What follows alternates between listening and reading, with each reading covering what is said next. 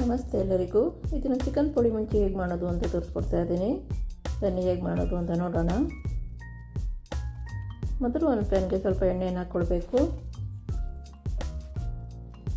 ಎಣ್ಣೆ ಚೆನ್ನಾಗಿ ಕಾದ ನಂತರ 2 ಗೆಡ್ಡೆ ಬೆಳ್ಳುಳ್ಳಿಯನ್ನು ಹಾಕ್ಕೊಳ್ತಾ ಇದ್ದೀನಿ.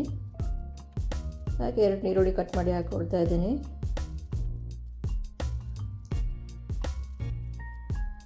ಎರಡು ಇಂಚಷ್ಟು ಚಕ್ಕೆಯನ್ನು ಕೂಡ ಹಾಕ್ಕೊಳ್ತಾ ಇದ್ದೀನಿ.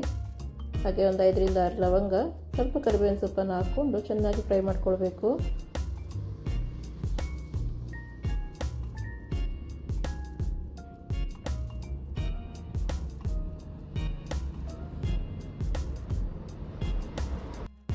ಈಗ ಚೆನ್ನಾಗಿ ಫ್ರೈ ಆದ ನಂತರ 5 ರಿಂದ 6 ಸ್ಪೂನ್ ಕೊತ್ತಂಬರಿಯನ್ನು ಹಾಕ್ಕೊಳ್ತಾ ಇದ್ದೀನಿ.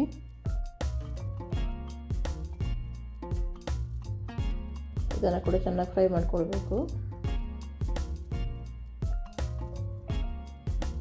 ಹಾಗೆ 2 ಮರಾಠಿ ಮೊಗ್ಗು,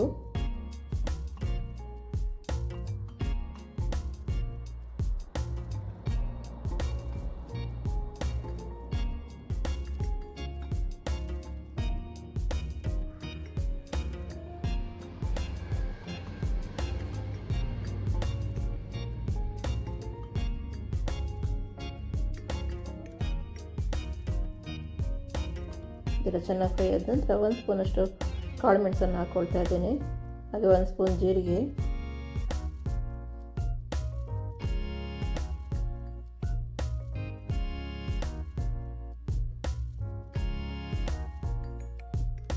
ಇದನ್ನು ಕೂಡ ಚೆನ್ನಾಗಿ ಫ್ರೈ ಮಾಡ್ಕೊಳ್ಬೇಕು.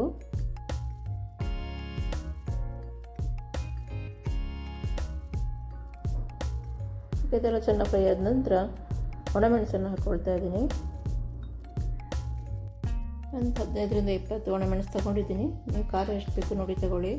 ಖಾರ ಸ್ವಲ್ಪ ಜಾಸ್ತಿ ಇದ್ದರೆ ಚೆನ್ನಾಗಿರುತ್ತೆ.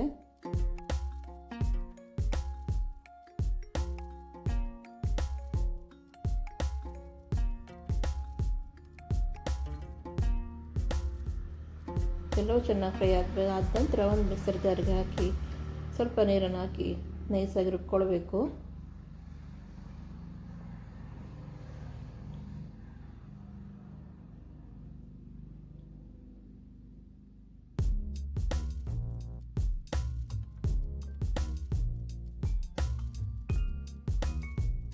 ಒಂದು ಮಣ್ಣಿನ ಪಾತ್ರೆಗೆ ಸ್ವಲ್ಪ ಕೊಬ್ಬರಿ ಎಣ್ಣೆಯನ್ನು ಹಾಕ್ಕೊಳ್ತಾ ಇದ್ದೀನಿ. ಹಾಗೆ 2 ಈರುಳ್ಳಿನ ಚಿಕ್ಕದಾಗಿ ಕಟ್ ಮಾಡಿ ಹಾಕ್ಕೊಂಡಿದ್ದೀನಿ.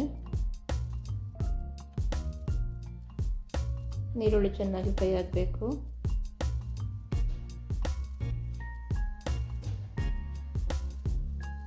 ಈಗ ಒಂದು ಟೊಮೆಟೊ ಹಣ್ಣು ಚಿಕ್ಕದಾಗಿ ಕಟ್ ಮಾಡಿ ಹಾಕ್ಕೊಳ್ತಾ ಇದ್ದೀನಿ.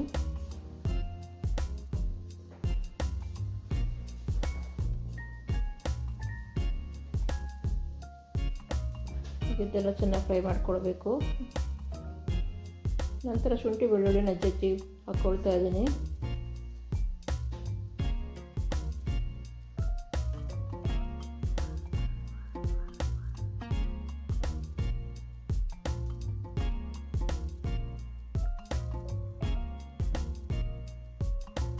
ಇದೆಲ್ಲ ಚೆನ್ನಾಗಿ ಫ್ರೈ ಆದ ನಂತರ ಚಿಕನ್ ಚೆನ್ನಾಗಿ ತೊಳೆದು ಹಾಕ್ಕೊಳ್ತಾ ಇದ್ದೀನಿ.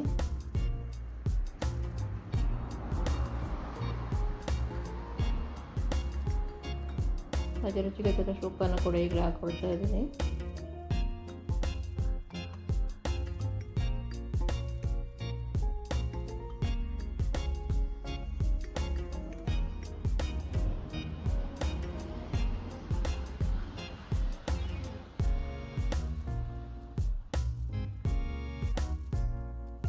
ಹಾಗೆ 1 ಸ್ಪೂನ್ ಅರಿಶಿಣವನ್ನು ಹಾಕ್ಕೊಂಡು ಚೆನ್ನಾಗಿ ಮಿಕ್ಸ್ ಮಾಡಿ ಬೇಯಲಿಕ್ಕೆ ಬಿಡಬೇಕು.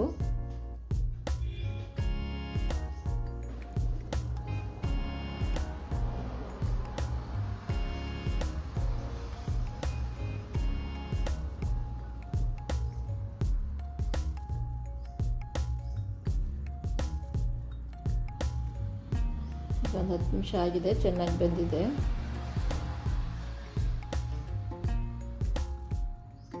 ಈಗ ಒಂದ್ಸಲ ಮಿಕ್ಸ್ ಮಾಡ್ಕೊಳ್ಬೇಕು.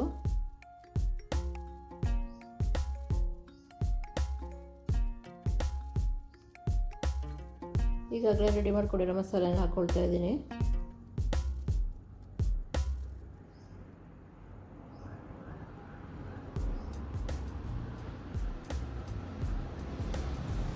ಚೆನ್ನಾಗಿ ಮಿಕ್ಸ್ ಮಾಡಿ ಕುದಿಲಿಕ್ಕೆ ಬಿಡಬೇಕು. ಉಪ್ಪು ಮೊದಲೇ ಸ್ವಲ್ಪ ಜಾಸ್ತಿ ಹಾಕ್ಕೊಂಡಿದ್ರಿಂದ ಈಗ ಹಾಕ್ಕೊಳ್ತಾ ಇಲ್ಲ.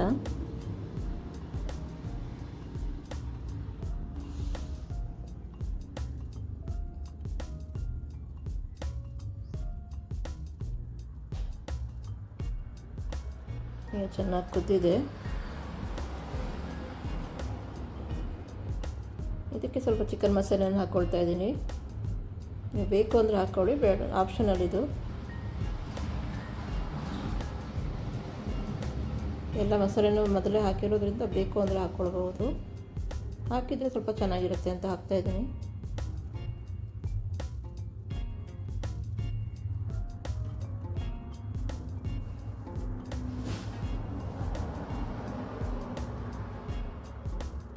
ಚೆನ್ನಾಗಿ ಕುದ್ದಿದೆ. ಇದಕ್ಕೆ ಸ್ವಲ್ಪ ಕೊತ್ತಂಬರಿ ಸೊಪ್ಪನ್ನು ಹಾಕೊಳ್ತಾ ಇದ್ದೀನಿ.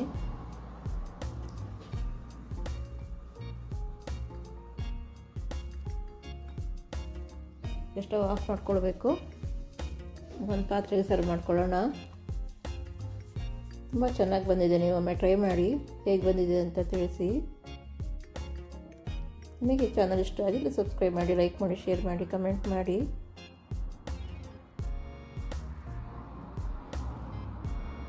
ಇದು ಅನ್ನಕ್ಕೆ ಹಾಗೆ ರೊಟ್ಟಿಗೆ ಕೂಡ, ಇಡ್ಲಿಗೆ ಎಲ್ಲ ತುಂಬ ಚೆನ್ನಾಗಿರುತ್ತೆ. ಒಮ್ಮೆ ಟ್ರೈ ಮಾಡಿ ಹೇಳಿ. ಥ್ಯಾಂಕ್ ಯು ಎಲ್ಲರಿಗೂ.